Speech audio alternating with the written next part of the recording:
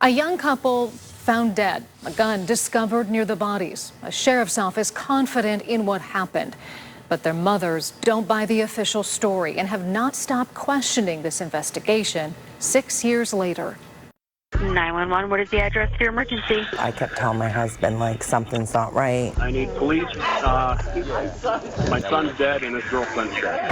I just knew that my son couldn't do this. This is a story about two mothers. Authorities say her son killed her daughter. You'd think they'd be on opposite sides. Instead, they've united in their search for answers. Do not hang up. Do not hang up. What happened? In Ashtabula County, I'm News 5 investigator Tara Morgan. Something that may have provided answers was not done in this case. Gila Gill and Jesse Burgett pictured with their new husky, a couple building a life together, traveling the country for Jesse's work, planning their future. If you would have just seen the kids together. They were two kids in love. But then, the evening of August 31st, 2020, Ashtabula Sheriff's deputies rushed to a home down a long dirt driveway. You gotta get the tape. Moments earlier, Jesse's father, Toby Burgett, who lives upstairs, called 911. It appears that it's either a murder-suicide or two suicides. Okay. Toby found his 24-year-old son, Jesse, and Jesse's girlfriend, 20-year-old Jayla, inside his home. Both were shot in the head. You go in the door, you make a right around the stairs. Jayla's family hadn't heard from her and tracked her phone to Toby's house. I'm like pounding that window down. No one answered the door. My daughters call me 100 times a day. When you don't hear from somebody, that's, a mom knows. The night before, the couple was supposed to meet Jesse's family for dinner, but Jayla texted, "Jesse's in a mood." When was the last time you actually physically saw him or talked to him? Last night. Deputy reports show Toby was home and heard a loud rattling noise, but not a gunshot, and got no response to a message the next morning before he went about his day. They come back, the truck's here, the dog's in the cage. I don't bother him in a room. Investigators concluded Jesse shot Jayla and then himself. The coroner ruled Jayla's death homicide, Jesse's suicide. He was not that kind of kid. What do you both believe happened?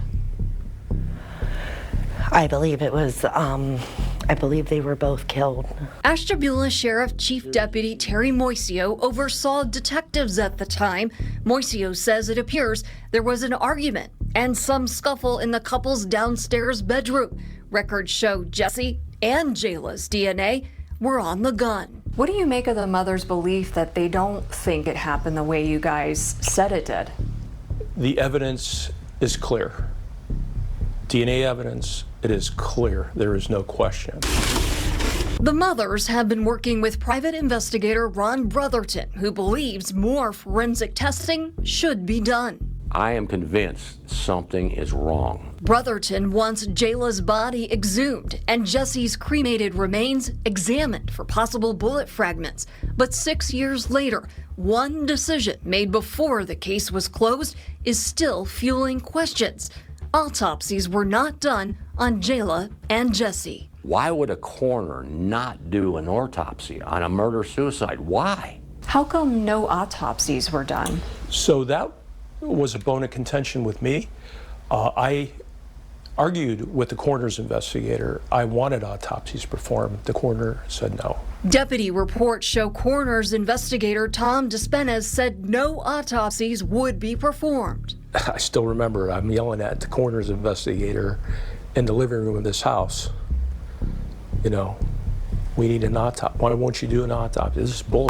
The Ashtabula coroner at the time, Pamela Lancaster, wrote in her verdicts, no autopsies. Should autopsies have been done? We asked an independent Ohio coroner. So a murder-suicide is an automatic for me. Dr. David Applegate says an autopsy can help document how a person died and provide critical information for investigators.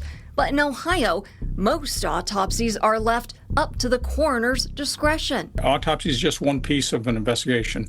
I choose to do the autopsies as more of a complete puzzle to remove that idea that nothing was done. Kelly Harper wants answers for both families. Her son, people are looking at him like he's a murderer.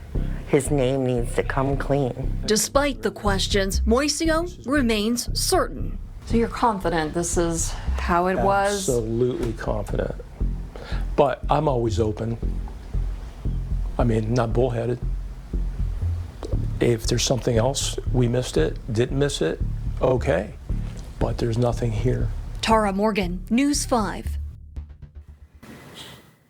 That is great reporting there from our investigator, Tara Morgan. So if you have a problem, a concern, something you want her to look into, send her an email.